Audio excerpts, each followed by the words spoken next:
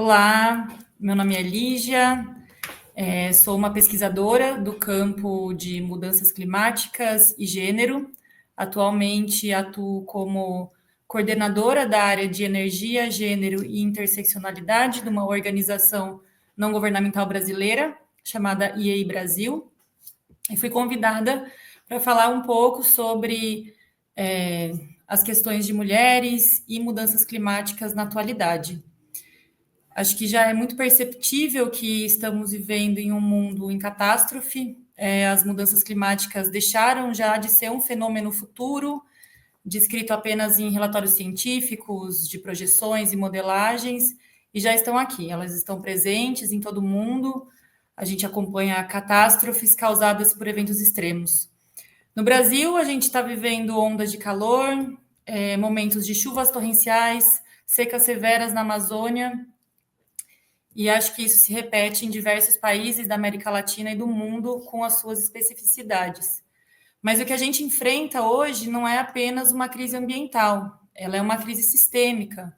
É uma crise que está profundamente ligada a esse modelo de vida ocidental, hegemônico, que se impõe como um modelo único e universal, única forma de ocupar esse mundo. É um modelo de desenvolvimento que depende fortemente da exploração dos humanos e de não humanos para a acumulação de capital, sempre a serviço de um pequeno grupo de homens. E aqui, no meu papel de pesquisadora e de ativista, que eu tenho me debruçado é sobre como pensar numa cura, né, um remédio para esse mundo em ruínas. O que a gente vê dentro do discurso hegemônico e das discussões institucionais sobre mudanças climáticas é uma aposta em um tipo do que a gente chama de tecnossalvacionismo. É uma crença de que a ciência moderna, com as suas tecnologias e soluções de engenharia aliadas às soluções mercadológicas, vão ser capazes de resolver problemas que, em grande parte, ela mesma ajudou a criar, né? São soluções pensadas dentro do mesmo sistema de saberes e de formas de ser nesse mundo que sustentam essa crise. E esse discurso, essa ideia tecnossalvacionista, está ancorada fortemente numa lógica binária. E a gente pode enxergar essa lógica através de uma lente de gênero. Esse é um dos aspectos da minha pesquisa. Então, se de um lado a gente tem os cientistas e os burocratas que vão aparecer como os salvadores do planeta com suas soluções tecnológicas e do mercado, a gente tem, de outro lado, populações vulneráveis que são vistas como vítimas desse problema e que não por acaso são grupos feminilizados e racializados. Então, como que esse problema é posto, né? De um lado, a gente tem os homens brancos com as soluções, e do outro lado, a gente tem mulheres, pessoas negras, indígenas, dissidentes de gênero, populações pobres, pessoas do sul global. Mas e se nós rompêssemos com essa lógica? E aqui eu faço um chamado desde o meu lugar de acadêmica. Quando a gente faz esse movimento, a gente abre espaço para enxergar a agência desses grupos, dessas pessoas que são tão marginalizadas no nosso sistema. E aí que a gente passa a reconhecer outros imaginários e outras formas de habitar o mundo.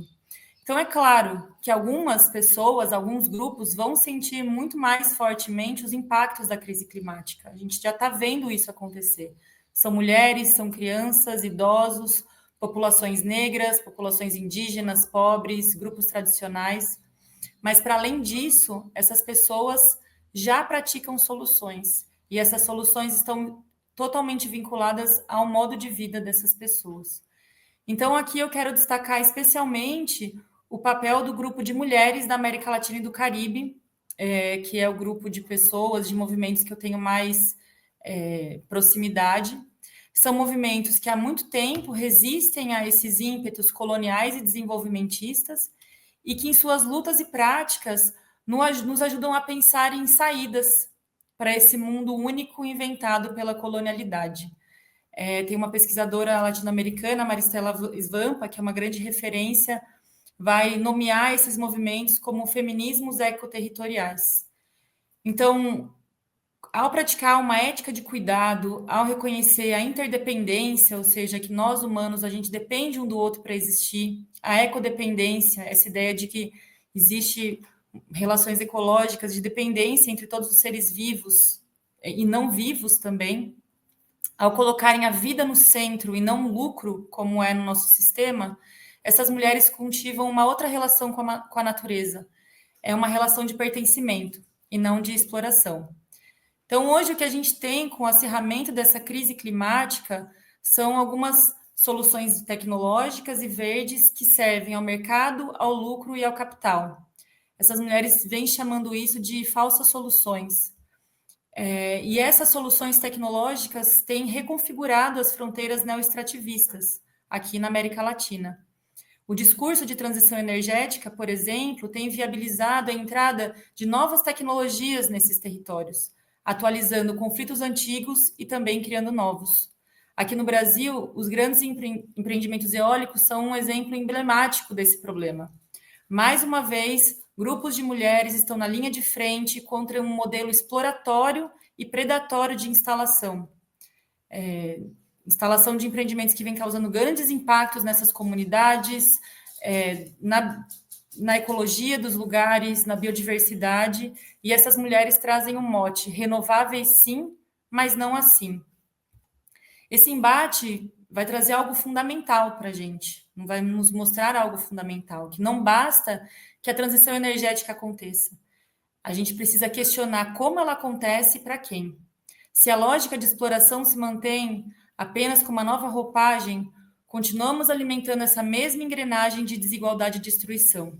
E é por isso que soluções tecnológicas sozinhas não são capazes de enfrentar esse monstro tentacular que estamos encarando. E é tentacular porque são muitos tentáculos, então a gente corta um, aparece outro, né? Ele é uma policrise, né? E é uma crise sistêmica. E por isso que a gente precisa pensar e agir de forma sistêmica. Então, aqui eu sei que eu trouxe só uma breve pincelada sobre um problema que é profundo, é múltiplo e é complexo. Mas a mensagem principal que eu quero deixar hoje é que não acreditemos que o capitalismo é uma história única. Não aceitemos a barbárie como o único caminho possível. Desistir dessa luta é um privilégio para poucos. Então, que a gente se inspire e se some a essas lutas territoriais, a essas lutas dessas mulheres. Que possamos, com isso, cultivar novos imaginários políticos. Que a gente possa aprender com esses outros saberes e que a gente construa novas formas de convivencialidade. A necessidade de uma transição de mundo é inadiável, a gente não tem mais tempo. Mas, já que essa mudança está em curso, a gente precisa lutar para que ela seja justa, inclusiva, popular e feminista. É isso que eu queria trazer para vocês hoje. Agradeço o espaço. Até